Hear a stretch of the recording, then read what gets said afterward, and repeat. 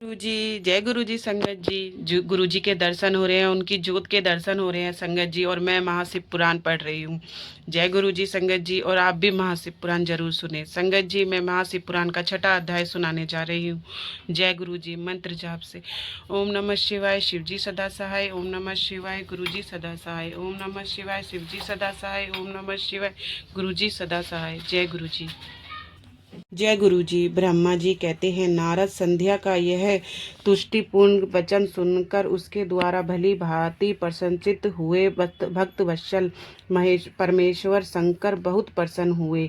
उनका शरीर बक्कल और मर्गचर से ढका हुआ था। मस्तक पर पवित्र जटाजूट शोभा पा रहे थे। उस समय पाले के मरे हुए कमल के समान उनके उसके कुंभलाए हुए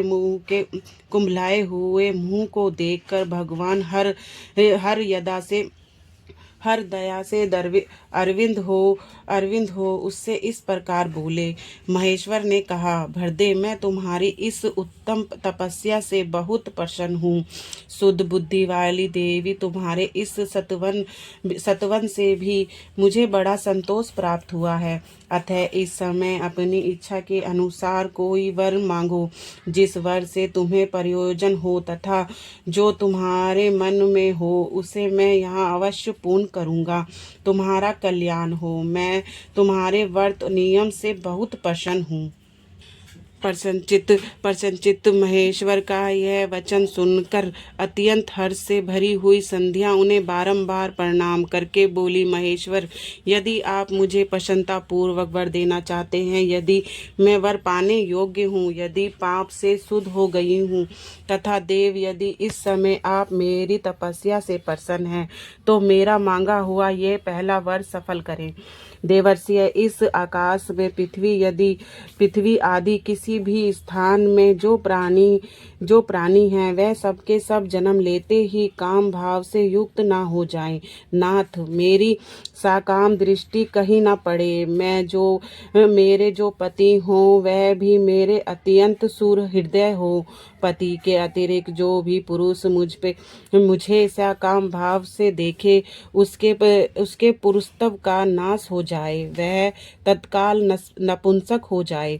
निष्पाप संध्या का यह वचन सुनकर प्रसन्न हुए भक्त वत्सल भगवान शंकर ने कहा, देवी संध्या, सुनो। भरदे, तुमने जो जो वर मांगा है वह सब तुम्हारी तपस्या से संतुष्ट होकर मैंने दे दिया है। प्राणियों के जीवन में युक्त मुक्त्य 4 अवस्थाएं होती हैं। पहली शेषावा अवस्था, दूसरी कौमारा अवस्था, तीसरी यौवना अवस्था और चौथी वृद्धा अवस्था। तीसरी अवस्था प्राप्त होने पर हैधारी जीवन काम भाव से युक्त होंगे।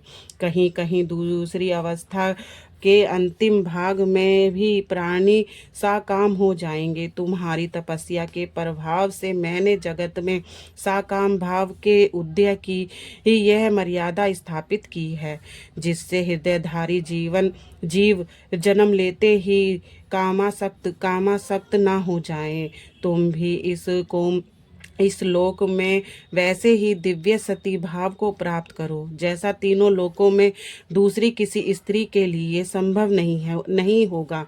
प्राणी ग्रहण करने वाले पति के सिवा जो कोई भी पुरुष साकाम होकर तुम्हारी ओर देखेगा, वह तत्काल नपुंसक होकर दुर्बलता को प्राप्त हो जाएगा। तुम्हारे पति महान तपस्वी तथा दिव्य पुरुष संपन्न एक महाभाग महर्षि होंगे, जो तुम्हारे साथ तुम्हारे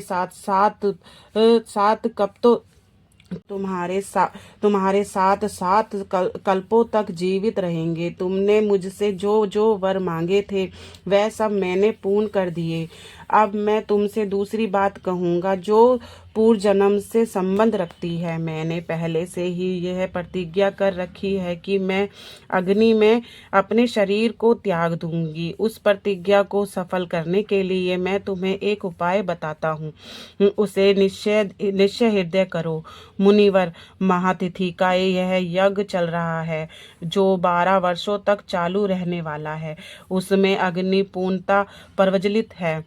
है तुम्हें बिना विलंब किए उसी अग्नि में अपने शरीर का उत्सर्ग दो। इसी पर्वत की उत्तर काम में चंद्रभाग नदी के तट पर तपस्या शरम में मुनिवर मेघातिथि महायज्ञ का अनुष्ठान करते हैं। तुम स्वच्छता पूर्वक वहां जाओ, मुनि तुम्हें वहां देख नहीं सकेंगे। मेरी कृपा से तुम मुनि की अग्नि से प्रकट हुई पुत्री होगी।